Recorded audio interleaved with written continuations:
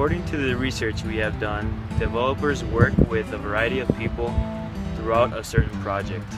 Among the most common players involved in development projects are surveyors, planners, architects and other designers, specialized consultants, contractors and tradespeople, tenants and customers hailing for different businesses, and utility companies, and among other players as well. And we were also able to interview some land development companies such as Oberer Land Development and Newman Land Development companies, and they both said that maintaining those relationships with those players is very crucial in the project to be able to finish and be successful in the project, and for future projects as well, maintaining that network. The development process is something that occurs largely in pre-construction.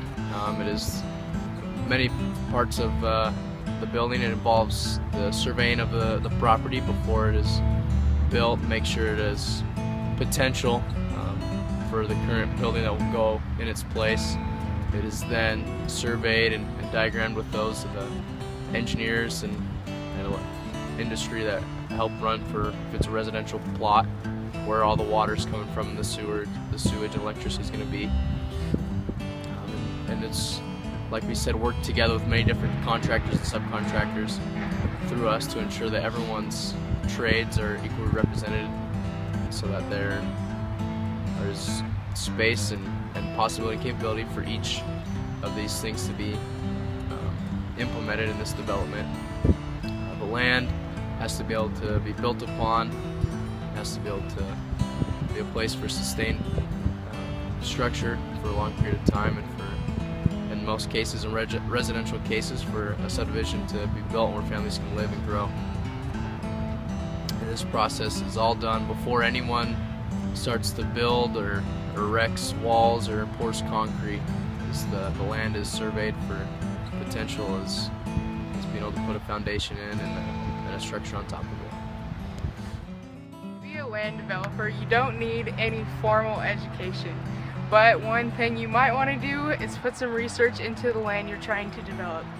So say you want to develop a neighborhood. You find a nice plot of land, it's already surrounded by other neighborhoods.